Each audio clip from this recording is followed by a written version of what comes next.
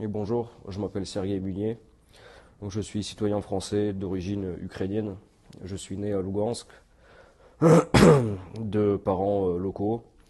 Quand j'avais 10 ans, ma mère s'est mariée avec un Français, ce qui fait que j'ai été adopté par mon beau-père et j'ai déménagé en France avec mes parents. Donc j'ai vécu en France, j'ai fait mes études là-bas et dès que j'ai terminé l'école, j'ai voulu faire une carrière militaire dans l'armée française. Et donc j'ai fait des études dans une école militaire et j'ai aussi servi parallèlement au premier régiment de Spahis à Valence.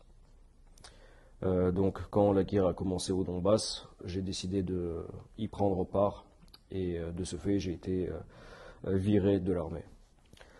Disons que même en vivant en France et en faisant ma vie en France, il me restait quand même des amis et des membres de ma famille en Ukraine. Et donc j'allais souvent en Ukraine. C'est un pays que j'aimais beaucoup avant, que j'ai visité en long et à travers. Et donc évidemment, quand les événements au Maïdan avaient commencé, j'avais des amis, des membres de ma famille qui prenaient part à ces événements. Et donc je suivais les situations, pas uniquement par les médias qui donnaient une fausse image de ce qui se passait là-bas, mais plutôt par les contacts personnels. Et donc, ce qu'on voyait, c'est évidemment un récit d'une certaine agression russe. Donc, on expliquait qu'il y avait l'armée russe qui avait envahi l'est de l'Ukraine, qui contrôlait les administrations, et qu'il y avait une annexion de ces territoires-là par la Russie. Et donc, évidemment, par mes contacts personnels, par les amis qui prenaient part à ces événements, je savais que c'était pas le cas. Je savais qu'il y avait un soulèvement populaire à Donetsk, à Lugansk, mais aussi dans d'autres villes de l'est de l'Ukraine. Alors, à certains endroits, ça a marché, à d'autres endroits, ça n'a pas marché. Et donc, là où ça a marché, c'était à Donetsk et à Lugansk. Et à ce moment-là, on appelait des volontaires pour venir prendre part à ces événements. Et donc, je pensais, évidemment, étant donné qu'il s'agit de ma terre d'origine, d'y venir moi-même et prendre part à ce soulèvement populaire. Il s'agissait d'un soulèvement populaire, d'une volonté d'une population locale de ne pas vivre sous les lois du nouveau régime de Kiev, qui est venu suite au coup d'État de Maïdan, et qui n'était pas d'accord avec les lois, notamment les lois qui réprimaient la langue et la culture russe dans ces régions. Et donc, je voulais voir par moi-même déjà ce qui se passe sur place, voir de mes propres yeux. Mais je savais déjà, j'avais déjà une image à peu près correcte de ce qui s'est passé. Et donc, je suis venu prendre part moi-même et ça a confirmé ce que je pensais avant. Et donc, quand je suis arrivé sur place, ce que j'ai vu, c'était effectivement un soulèvement populaire, donc des gens qui avaient occupé des bâtiments d'administration, qui avaient occupé des commissariats de police, des bases militaires. Ce que j'ai vu en général, c'est qu'il n'y avait pas tellement d'affrontements armés à ce moment-là, donc en été 2014. Très souvent, on négociait avec les militaires ou avec les policiers locaux. Donc eux, ils avaient aussi des familles sur place et ils ne voyaient pas l'intérêt de s'entretuer et aussi de mettre sous danger la population locale. Donc en général, on se mettait d'accord pour qu'ils nous laissent leur base avec leur armerie et en échange, on leur permettait d'évacuer la zone et sans qu'on touche à eux. Et donc, en général, ça se passait plutôt bien à ce niveau-là. D'un autre côté, il y avait des formations de bataillons volontaires, donc notamment des bataillons bandéristes. Donc, à différents endroits d'Ukraine, c'est pas forcément au sud de l'ouest de l'Ukraine, mais il y en avait aussi qui étaient formés à partir de types d'extrême droite dans l'est, enfin dans toutes les régions d'Ukraine. Et donc effectivement, ces gens-là, eux, ils se considéraient comme ukrainiens et comme un genre de race supérieure. Et donc ils ne voyaient pas dans les gens du Donbass des Ukrainiens. Enfin, ils voyaient des Russes, donc ils ne considéraient pas qu'il s'agit du même peuple. Et ils considéraient qu'il fallait nettoyer cette région des Russes. Donc, enfin, comme un nettoyage ethnique, on va dire.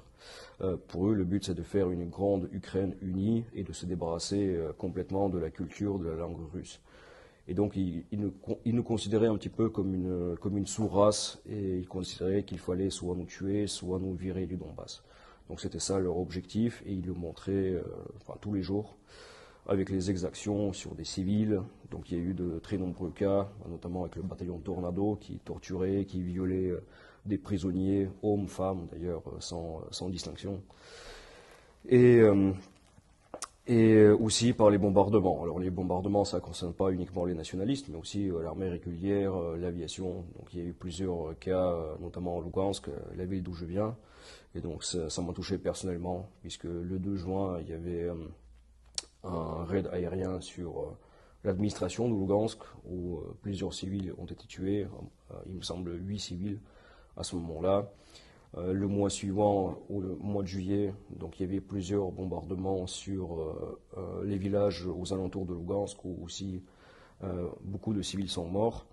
L'été 2014 était en général très chaud, puisqu'il y avait des bombardements quasiment partout. D'ailleurs, à ce moment-là, la population soit tentait de fuir ailleurs, soit se cacher dans les caves.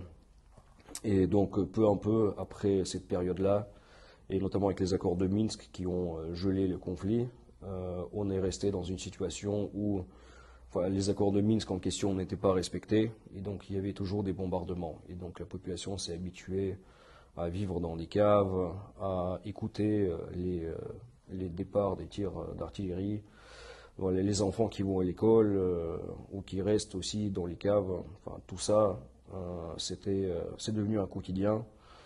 Et donc cela fait 9 ans que ça continue jusqu'à l'opération militaire spéciale. Alors, en France, tout d'abord, ce conflit en Ukraine est apparu soudainement pour les Français qui ne connaissaient pas du tout ce pays-là. En général, le Français de base, il ne connaît pas l'histoire de l'Ukraine, comment ce pays a été créé par les bolcheviks à l'époque.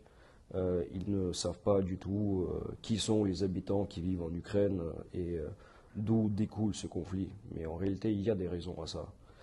Et vu que ces gens-là ne connaissent pas l'histoire, ils sont en plus sous l'emprise des médias. Les médias qui, même s'ils se disent indépendants, obéissent en général aux intérêts des politiques occidentaux et aussi des groupes financiers qui contrôlent ce monde occidental. Et donc effectivement, l'image qu'on donne de ce conflit avec une simple agression russe contre un pays indépendant est complètement fausse. Tout d'abord, la Russie n'avait pas agressé l'Ukraine en 2014. C'est l'Ukraine qui a envoyé l'armée contre sa propre population. Au lieu de négocier avec les forces indépendantistes dans le Donbass, elle a décidé d'envoyer l'armée et de nettoyer cette région, ce qu'elle n'a pas réussi à faire. Ensuite, on présente souvent la Russie comme un État fasciste, un État de répression. Seulement, c'est en Ukraine qu'il y a ce genre de pratique. D'autant plus qu'en France, en général, on n'aime pas tout ce qui est nationaliste, nazi, facho, etc., etc. À chaque fois, on crie au fascisme pour tout et n'importe quoi. Mais en Ukraine, ça se pratique de manière très ouverte. Et on a même des individus comme BHL, qui sont juifs, qui peuvent se photographier avec des nationalistes ukrainiens qui sont des nationalistes notoires. Donc tout ça est tout à fait incohérent, mais en fait si, c'est cohérent, puisque l'État, enfin le monde occidental et ceux qui contrôlent le monde occidental peuvent s'appuyer sur n'importe quel groupe d'extrémistes ou idéologie extrémiste pour arriver à ses fins. Et c'est ce qu'elle fait aujourd'hui en Russie, en Ukraine. Oui, les médias occidentaux aussi présentent la Russie souvent comme un pays isolé sur le plan international. On dit que ce sont des méchants, que personne ne veut faire des affaires avec eux. Mais en réalité, la Russie est un pays très ouvert. Donc la Russie en elle-même déjà est un État multinational. Donc il y a plusieurs peuples, religions, cultures, où chacun vit sur sa terre. Et actuellement, ça se passe plutôt bien. Il y a aussi beaucoup de contacts avec la Russie de la part du reste du monde, de la part de toute la population du monde. Et c'est vrai, on le voit même ici, puisque moi j'étais chef de section d'une section étrangère et qui était composée essentiellement des étrangers venus du monde occidental, des États-Unis, de l'Amérique du Sud. Donc j'avais plusieurs nationalités, américains, brésiliens, serbes, finlandais, italiens, français et même un slovaque. Et, euh, et donc il y a plein de gens qui viennent ici, qui viennent même jusqu'au Donbass pour servir aussi la cause locale. En général, c'est des gens qui ne croient pas à l'image qu'on donne de ce qui se passe ici. Donc ils ont envie de voir par eux-mêmes ce qui se passe. Et souvent, ils ont envie d'aider cette population du Donbass qui vit depuis 9 ans une situation très difficile.